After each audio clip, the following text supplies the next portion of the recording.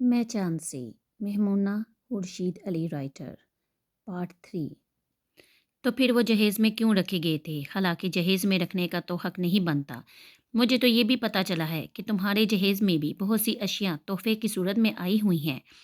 آج مجھے بتاؤ نا، تمہارے کس کس بہنوئی نے تمہیں کیا کیا دیا تھا؟ سلار کے سوال پر ارسا کو سخت خفت محسوس ہوئی۔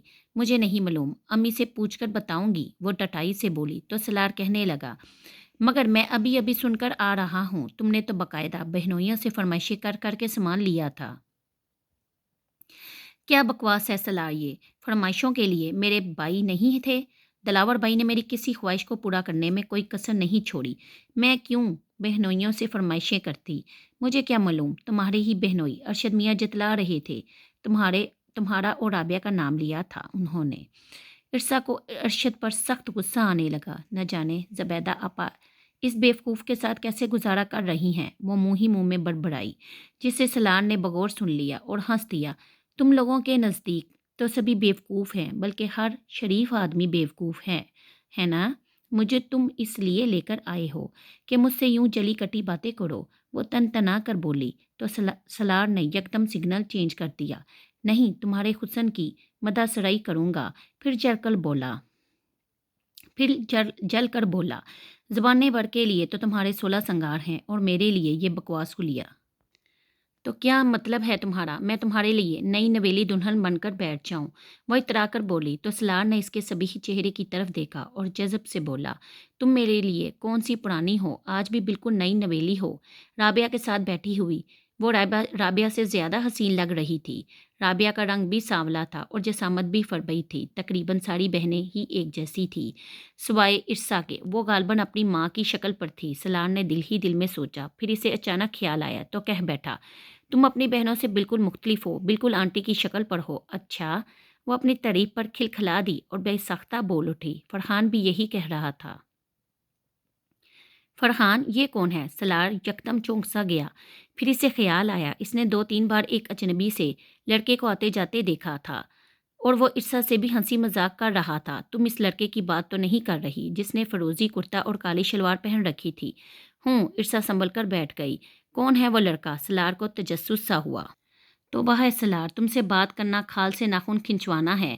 امی کے رشتہ داروں میں سے ہے، یعنی دور پڑے کا کزن، فیصلہ آباد سے آیا ہوا تھا۔ اب تو بہت کم ہو گیا ان لوگوں کا آنا جانا، پہلے تو یہ لوگ بہت آتے جاتے تھے، ہم لوگ بھی کئی بار ان کے ہاں جا کر ٹھہرے ہیں۔ سلار چپ سا ہو گیا۔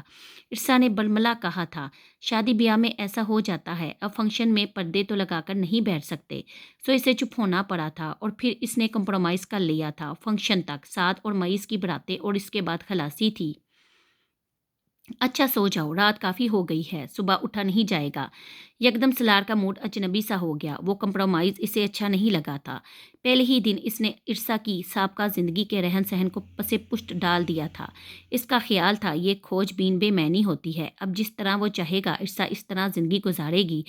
لیکن ارسا تو پھر وہ کیوں خود کو بدل رہا تھا؟ ارسا نے سلار کی طرف دیکھا، پھر چٹکی بجا کر بولی، کیا تم مجھے سلانے کے لیے لائے تھے؟ سلار نے کوئی جواب نہیں دیا۔ ارسا کے دل میں خطرے کی گھنٹی بجی، کہیں ایسا نہ ہو کہ کچھ ہی دیر میں سلار اس سے مزید سوالوں پر اتر آئے اور اس کے درمیان کشیدگی پھیلے، اور اس سے قبل اسے سلار کا موڈ درست کرنا تھا، اس کی ساری توجہ کو اپنے اوپر مبذول کرانا تھا۔ اے ہلو! وہ سلار کے کان میں گدگدی کرتے ہوئے اسے اپنی طرف متوجہ کرنے لگی۔ دوسرے ہی پل وہ اپنی کوشش میں کامیاب ہو گئی تھی۔